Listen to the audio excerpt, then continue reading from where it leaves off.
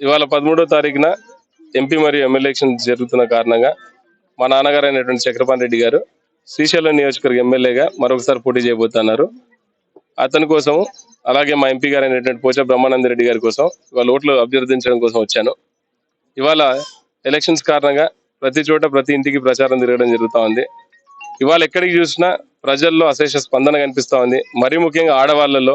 ఎందుకంటే ప్రతి ఒక్కరు కూడా మాకు జగన్ అన్న ఇచ్చిన సంక్షేమ పథకాలు పూర్తిగా అందాయి, దాని ద్వారా మేము లబ్ధి చెందాము, మేము జగన్ అన్నతోనే నడుస్తామన్న నినాదాన్ని చాలా గట్టిగా చెప్తా ఉన్నారు. దాన్ని చూస్తుంటేనే మాకు అర్థమవుతుంది మా గెలుపు మరీ తథ్యం. రేపు మా రాష్ట్ర వ్యాప్తంగా కూడా 175 సీట్లకి 175 తప్పకుండా వస్తాయి. జగన్ అన్నట్టు వై నాట్ 175 అంటే వై నాట్ 175. ఈ మాట ఎందుకు చెప్తున్నామంటే మాకు జగన్ అన్న ఇచ్చిన ధైర్యం ఒక పదం ఉంది, ఏదైతే నేను చెప్తానో అదే చేస్తాను, ఏదైతే చేయగలుగుతానో అదే చెప్తున్నానని చెప్పి మా మేనిఫెస్టో రూపణ కూడా అలాగే ఉంది.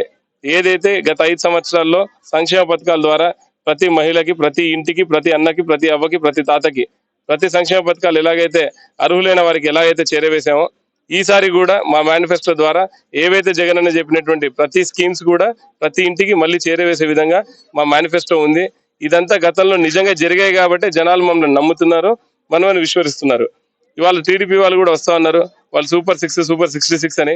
ఎక్కడ కూడా జనాల దగ్గరికి వెళ్తే ఆ సూపర్ 6 ని నమ్మడానికి కూడా వాళ్ళు ఎవరు సుముఖత చూపెట్టడం లేదు. ఎందుకంటే గతంలో ఎప్పుడు చేయలేదు, ఇవాళ కొత్తగా చేస్తాను, కొత్తగా అబద్ధాలని నమ్మాలన్న ప్రశ్న వాళ్ళే తిరిగి అడుగుతున్నారు. ఆ పరిస్థితిలో తెలుగుదేశం పార్టీ వారు ఉన్నారు. మరీ ముఖ్యంగా మా లోకల్ గా చూసుకున్నట్టయితే కేవలం బూతులతో మాట్లాడుతూ జనాల్ని భయపెడుతూ అవతల పక్క ఉన్నటువంటి బుడ్డా రాజశేఖర రెడ్డి గారు అలాంటి ధోరణిని ఎంచుకున్నారు. ఆ ధోరణి ప్రజాస్వామ్యంలో మంచిది కాదు. అందరం కూడా స్నేహపూర్వకంగా ఉండాలి.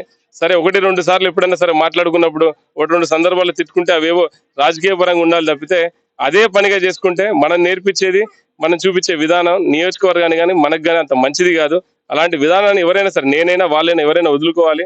జనాల దగ్గరికి వెళ్ళినప్పుడు ప్రేమగా ఉండాలి, మనం ఏం చేయగలగాలో చెప్పాలి. అలా చెప్పే జనాలు మనం మెప్పించగలగాలి. అప్పుడే జనాలు మనల్ని విశ్వరించుకొని మనకు ఓట్లు వేస్తారు.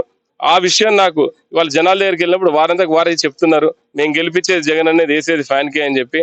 రేపు ఖచ్చితంగా జరిగే 13వ తారీఖు ఎన్నికల్లో ఎంపీ ఎమ్మెల్యే 2 కూడా మా ఫ్యాన్ గుర్తుపై వేయిస్తారని నాకు గట్టి నమ్మకం ఉంది. మా నాన్నగారిని 2వ సారి మళ్ళీ ఎమ్మెల్యేగా ఎన్నుకుంటారని కూడా నాకు ప్రగాఢ నమ్మకం ఉంది. Thank you.